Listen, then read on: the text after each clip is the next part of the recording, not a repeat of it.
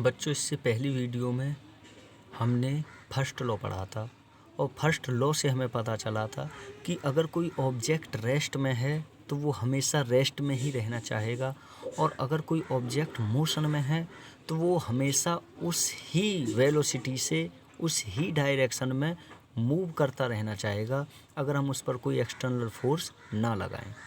और अब हम इस वीडियो में सेकंड लॉ पढ़ेंगे, यानी न्यूटन्स लॉ ऑफ मोशन में सेकंड लॉ पढ़ेंगे। और सेकंड लॉ हमें क्या कहता है कि the time rate of change of linear momentum of a particle is directly proportional to the force applied on the particle and it take place in the direction of the force.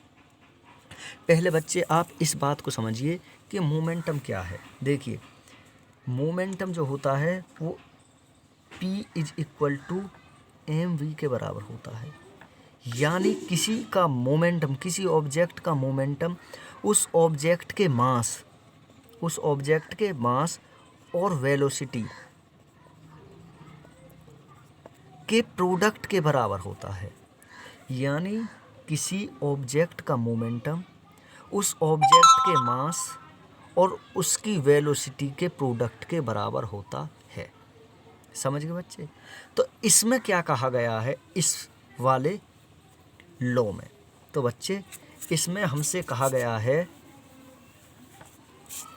कि F vector is directly proportional to dp vector upon dt। यही तो कहा गया बच्चा कि the time rate of change of linear momentum of a particle is directly proportional to the force applied on the particle and it take place in the direction of the force। Actually में बच्चा ये है तो ऐसे कि dp vector upon dt is directly proportional to f vector, लेकिन ज़्यादातर या 99% बुक्स में ऐसा ही लिखा होता है। लेकिन ये जो बोल रहा है, ये जो डेफिनेशन जो बोल रही है वो ऐसे लिखने के लिए बोल रही है कि ऐसे लिख, लेकिन बुक्स में ऐसे लिखा होता है। तो उससे कोई फ़र्क नहीं पड़ता बच्चे, ऐसा लिखना हमारे लिए थोड़ा आसान हो जाता है समझने के लिए, तो हम भी ऐसे ही लिखेंगे। समझ गए बच्चे? अब इसका क्या मतलब है? देखो बच्चे, इसका मतलब ये है कि अगर हम किसी ऑब्जेक्ट के मोमेंटम को चेंज करते हैं तो वो चेंज फोर्स के डायरेक्ट प्रोपोर्शनल होता है। समझ गए बच्चे?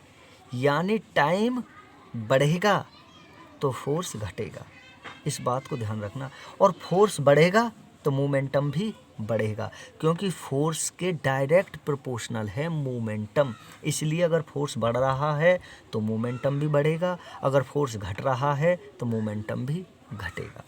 समझ गए बच्चे? अब अगर हम इसको सॉल्व करना चाहें, यानी इसका डेरिवेशन करना चाहें, इससे फॉर्मूला निकालना चाहें, तो वो कैसे निकलेगा उस चीज़ को देखेंगे बच्चे। देखो, अगर हम इस प्रोपोर्शनल को हटा के इक्वल लगाना चाहें तो हमें एक कांस्टेंट लेना पड़ेगा जिसे हम के बोलते हैं। तो बच्चे, एफ वेक्टर और इसकी जगह मैंने इक्वल लगा दिया, तो हमें क्या करना पड़ा? एक कांस्टेंट के लेना पड़ा। इसको ऐसे लिख लेंगे dp वेक्टर अपॉन dt। लेकिन बच्चे, के की जो वैल्यू होती है वो 1 होती है, यानी 1 होती है। तो F vector is equal to 1 dp vector upon dt। लेकिन बच्चों, हम जानते हैं कि p vector is equal to mv vector. तो बच्चे, इस वैल्यू को उठा के इसकी जगह पर रख दो। तो f vector is equal to 1 आप लिखो या ना लिखो, 1 तो 1 ही है, तो d अपॉन dt, और यहाँ क्या लिख दूंगा मैं? mv vector. अब बच्चों, m तो कांस्टेंट है तो इसका तो हम कुछ नहीं कर सकते, तो हम क्या करेंगे कि f vector is equal to m बाहर ले लिया और ये dv वेक्टर अपॉन dt बचा। समझ गए बच्चे? तो बच्चे, हम जानते हैं कि dv वेक्टर अपॉन dt बराबर होता है a वेक्टर, यानी एक्सीलरेशन। तो बच्चे, इस वैल्यू को यहाँ रख दो, तो f vector is equal to m a vector होता है, और ज़्यादातर बुक्स में यही फॉर्मूला दिया होता है, यानी F is equal to M A. यानी किसी ऑब्जेक्ट पर लगने वाला फोर्स उस ऑब्जेक्ट के मास और फोर्स की वजह से जो एक्सीलरेशन हो रहा है उन दोनों के प्रोडक्ट के बराबर होता है। समझ में आए बच्चे? तो आप अगर लिखना चाहो तो इस डेरिवेशन को यहाँ से लिखोगे, इन चीज़ों को लिखने की ज़रूरत नहीं है। और आप लिखना चाहो तो इनको एक साइड में ऐसे करके और बता देना कि k = 1 होता है और p वेक्टर = mv वेक्टर होता है और dv vector upon dt = a vector होता है, ऐसे लिख देना। लेकिन यहाँ से अलग कर देना ताकि पता चले कि आपने क्या किया है यहाँ पर। समझ बच्चे? अब अगर हम बच्चों इसके एग्जाम्पल देखना चाहें सेकंड लॉ के, तो वो क्या हैं बच्चे, उनको देखते हैं। देखो बच्चे, इसके 2 एग्जाम्पल हैं। पहला एग्जाम्पल है बच्चे कि हम जो क्रिकेट मैच खेलते हैं उसमें गेंद को कैच करने के लिए जब हम गेंद को कैच करते हैं तो हम अपने हाथों को पीछे की तरफ ले जाते हैं। इसका क्या मतलब है?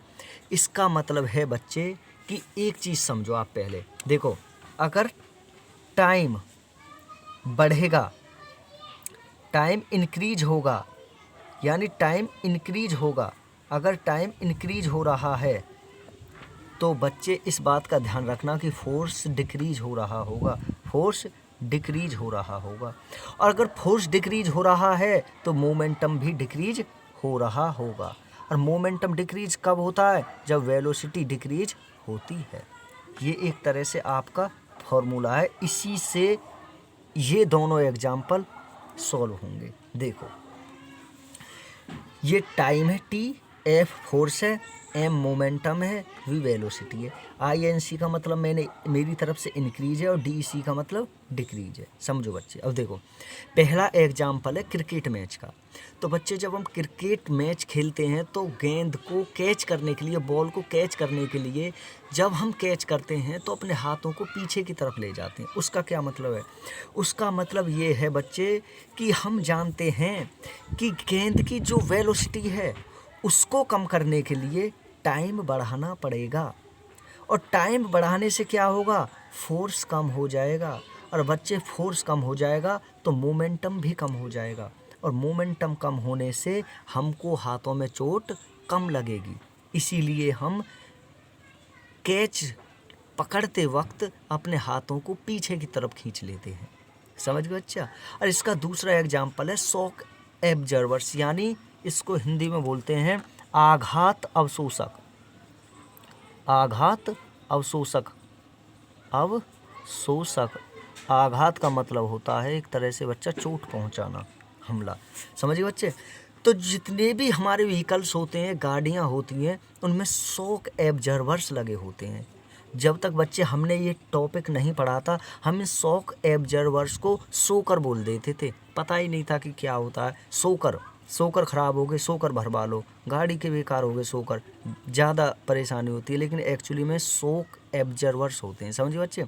तो इनका काम क्या होता है? इनका काम बच्चे टाइम को इंक्रीज करके मोमेंटम को कम करना होता है। मोमेंटम कम करने से क्या होता है बच्चे? मोमेंटम करने का मतलब है कि हमें ऊबड़ खाबड़ रास्तों पर परेशानी जो होती है वो कम हो जाती है। ऐसा नहीं है कि होती नहीं है, होती है, लेकिन वो कम हो जाती है, क्योंकि ये एक तरह से फ्लेक्सिबल होते हैं, यानी ऊपर नीचे अप डाउन होते रहते हैं, जिसकी वजह से टाइम इंक्रीज होता रहता है और उसकी वेलोसिटी कम होती रहती है। तो वेलोसिटी कम होने की वजह से मोमेंटम कम होता रहता है, जिसकी वजह से हमें कम दिक्कत आती है। तो बच्चे, ये एग्जाम्पल हैं, इसमें भी वही है, यानी मोमेंटम को कम कर देना। कैच पकड़ते वक्त हमें चोट कम लगे, इसके लिए हम टाइम बढ़ाकर मोमेंटम को कम कर देते हैं। और इसमें भी शॉक एब्जर्वर्स का काम यही होता है कि हम मोमेंटम को कम कर देते हैं, यानी फोर्स कम हो जाता है और फोर्स कम होने से मोमेंटम कम हो जाता है। और ये तब कब होते हैं ये दोनों काम? जब हम टाइम को इंक्रीज कर देते हैं। तो बच्चे, इससे अगली वीडियो में हम न्यूटन्स थर्ड लॉ पढ़ेंगे। तब तक के लिए धन्यवाद। और इससे अलग आप और कोई एग्जाम्पल देना चाहो तो कमेंट्स बॉक्स में बता देना।